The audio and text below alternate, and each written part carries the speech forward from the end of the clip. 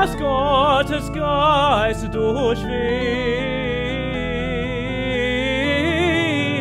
o Seelen, Paradies. Sorry, stop there.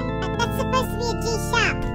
Sorry, what was that? He's saying a G instead of a G sharp. We're still in the A minor. Which bar? Bar 27. Oh. Thank you, Mr. Bunny. No problem. Shall we try again? The whole thing? The whole thing. Okay, here we go. I'm looking forward to it. Hello and welcome back to Tenor with a T. This is Online Music Lessons Like a Pro, Part 2. In this tutorial, I will show you some software that you can use to present your lesson material whilst sharing your screen in Zoom or Skype. This is also useful if you're a student. Here is what I will cover in this video. How to share your screen in Zoom and Skype, taking notes and whiteboards, sharing and annotating sheet music, writing musical notation, playing a virtual piano through your computer, how to use screen capture, and how to tune your instrument during a lesson. When using Zoom or Skype calls for online lessons, one of the most important features is screen sharing with sound. This means that your students can see what is on your screen and hear what is playing through your computer speakers. You can use screen sharing to draw and write notes for your student, write out music in front of your student, display sheet music on your computer, play music from a YouTube video or iTunes, or even play a melody on a virtual keyboard. One thing to bear in mind is the student's screen size. If your student is using a tablet, I would recommend displaying sheet music in landscape mode. And for written notes, keep the font size large. In Skype and Zoom, you can share your whole screen, but in Zoom you also have the option of sharing a program that is currently open. I would recommend sharing just one program at a time, not just for security, but also so you don't clutter your student's screen. In Zoom, it is as simple as clicking on the Share Screen button, and then selecting the program that you wish to share with your student. The student can then switch between your camera and your screen as they choose. In Skype, the Share Screen button can be found at the bottom right-hand corner of the screen. It looks like two squares on top of each other. If you move your mouse, the buttons will appear. Now click on the Share Screen button. Select Share Computer Sound.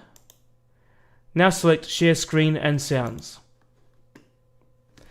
The yellow rectangle around the edge of your screen means that your screen is now being shared. So now we can minimize the screen to get to the desktop. Your camera will turn off when you share your screen, so the only way to demonstrate for your student on camera is to stop sharing your screen and let your camera turn back on. Also in Skype you can't share your audio separately, so if you want to play some music for your student through iTunes, YouTube, or through virtual media piano keyboard, you have to share your entire screen and therefore mute your video in the process. Zoom comes with a whiteboard feature. While it is great for group note-taking in a normal business setting, for musicians dealing with writing out notation, it is not necessarily the best option. When writing things down during my lesson for my student to see, I use Microsoft Word, but WordPad, which comes with Windows 10, will also do. Setting up your page in landscape mode might be easier for the student to read when you share your screen, especially if they're on a tablet. In Word and WordPad, you can easily type out text for the student. I would recommend size 26 during the call, since tablet screens are much smaller than monitors. You can also cut and paste any graphics you like, for example notation from Sibelius First, or excerpts from digital sheet music. The only downside compared with Zoom's whiteboard is that it's not interactive. Only the teacher can edit the document.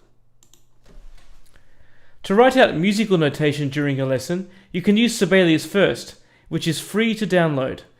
It can be a tricky program to get used to, so make sure you try it out well in advance of your next lessons. For ease of reading for your students, I recommend zooming to at least 400%, using panorama mode and removing the background textures. The music can easily be copied into your document with Select Graphic.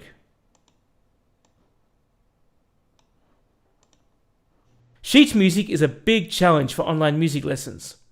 Most digital sheet music is in PDF format, and you can purchase PDF sheet music from places like Sheet Music Plus, or you can download public domain versions for free from IMSLP Petrucci Music Library. The best PDF viewer I would recommend for teachers is Foxit PDF Viewer, and it's free. Check the link in the description. If you need to scan in physical copies of sheet music, I would recommend reading my blog, Going Digital with Sheet Music. The link to this blog is also in the video description. With Foxit PDF Viewer, you can annotate and highlight sections of sheet music. Because tablet screens are much smaller than computer monitors, it is best to put the sheet music in landscape mode by right-clicking and selecting Fit Width. Then select Read Mode to increase your screen size so that your student can follow the music more easily. As you scroll through the music, you can annotate using Typewriter for text, draw on your music with the drawing function, or highlight sections of music. These annotations can be saved onto the PDF if you want to keep them. Another great feature of Foxit PDF Viewer is the ability to create your own shortcut keys. This makes drawing and annotating much faster.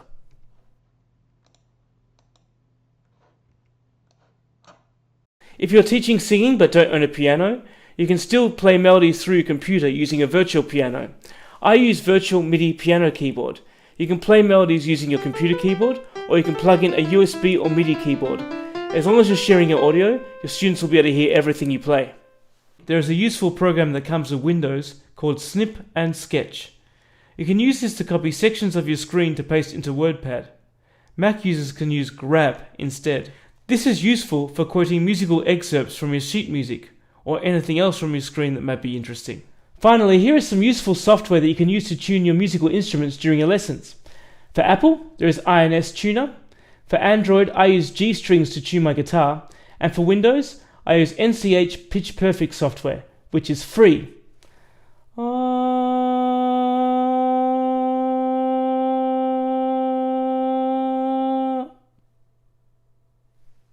Thank you very much for watching this episode of Tenor with a T. In my next tutorial, I will show you a 2-microphone setup, which is useful if you want to play the piano or digital piano in your lesson, as well as using a vocal mic. I'll also release some appendix episodes in the meantime. If you enjoyed this episode, please like the video, and if you want to support my channel, please hit that subscribe button. In the meantime, enjoy this Bach aria. Have fun, stay safe, and see you next time. Shall we try again? The whole thing? The whole thing.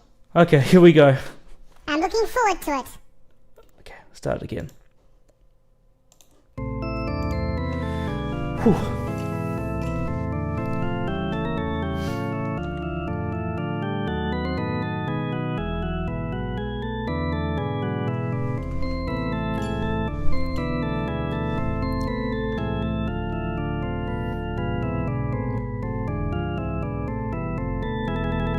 O Seelen, Paradies, o Seelen, Paradies, das Gottes Geist durchweht. O Seelen, Paradies, o Seelen, Paradies, das Gottes Geist durchweht.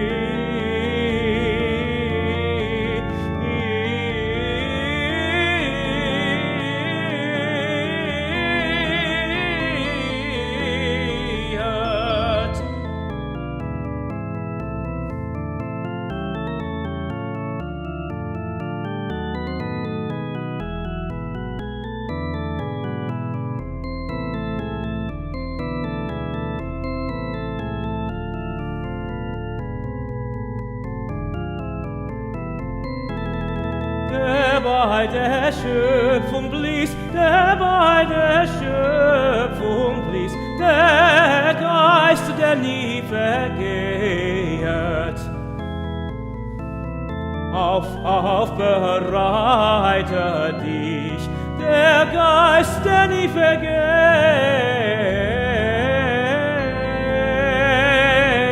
der Geist, der nie vergeht.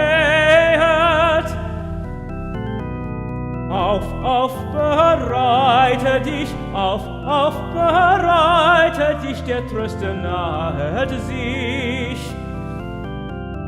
Auf, bereite dich, der Tröster nahet sich, der Tröster nahet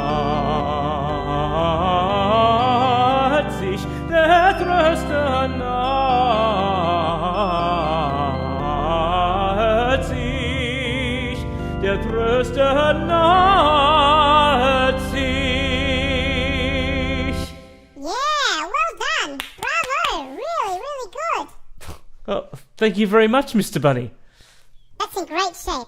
I think we should leave it here for this week. Okay. Same time next week? Sure. Great. Have fun and stay safe. Oh, you too, Mr. Bunny. Bye, Mr. T. Bye, Mr. Bunny.